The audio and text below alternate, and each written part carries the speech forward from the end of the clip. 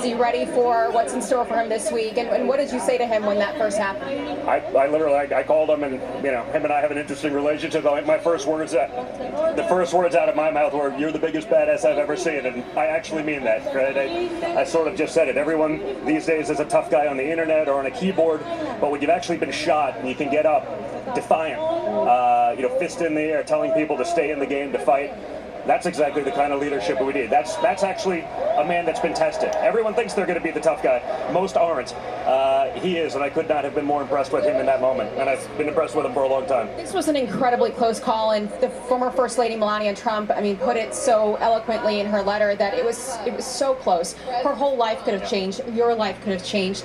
What did you feel in that moment when you found out what had happened, when just the first pieces of information were coming in? Yeah, no, it was very tough because it took me about 90 minutes to actually get anything. Right? They'd lock everything down. He's in the hospital. There's no cell phones, I assume, because of potential IED type stuff when they don't know what's going on. So I got a call. My father's been shot, and that's the only information you have. And it took about 90 minutes to even find out that he's alive and well. So that was a rough time. And then I spoke to him, and I said what I said. And we sort of even in that moment, he was still having some levity, and he was back in the game. And it was incredible. It was actually a couple hours later when you sit down, you start reading it, you start seeing the videos, that's when it was like just the adrenaline dump hits, and it was different. It was a life-changing experience. There's a lot of scrutiny about the Secret Service. There's going to be oversight hearings on Capitol Hill. What do you think happened? Do you think something went wrong? Was he vulnerable? Listen, I know a lot of those guys, and some of them are incredible patriots. I had a Secret Service detail for 4 years, but I also know, having had it, having been in it, having been both my father as a president, as a candidate, my own details, someone to get out on an open roof within 130 yards, I'm not going to be the guy to be conspiratorial, but something went wrong. Should he stop doing those outdoor rallies, perhaps? Is that what you would recommend to him?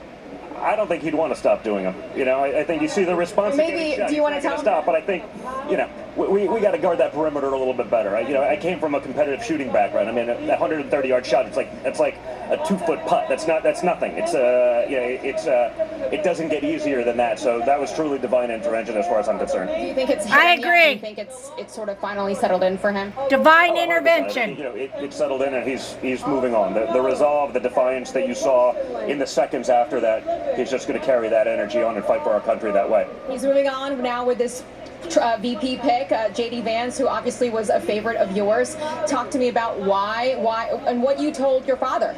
I just said, listen, he's a guy. Honestly, what it is I watched J.D. go into sort of, let's call it, enemy territory from a media perspective, go on the most liberal TV shows and prosecute the case for my father and against the Democrat lunacy that we've seen. He does that better than almost any of our people can do on more conservative television. And you see that, you see the intelligence, and you hear his life story. That's going to resonate. We have a very tough electoral college map.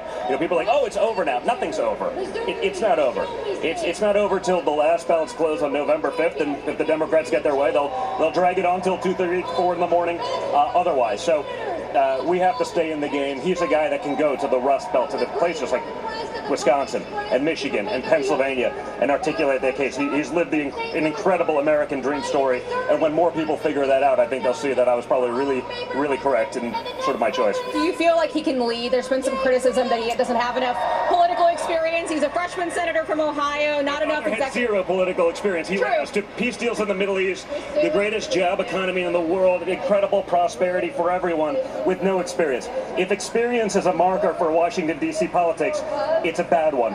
How many people do we see that chair committees that don't know what they're talking about only because they've been there longer? I can go through whether it's Maxine Waters or a bunch of the Democrats, they're in positions of power because they've had tenure, not because they actually know anything about what they're chairing.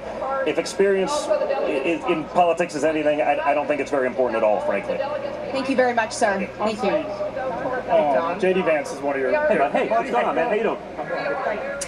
All right, very interesting interview with Donald Trump Jr. with our Aisha Hasni down on the floor. And I think that it's so, to hear Donald Trump Jr. speak about the attributes of J.D. Vance, who has been a controversial person within the party, I think, in many ways, it's safe to say, in terms of his approach to Ukraine and his thoughts on Israel and his foreign policy experience, it's a great day.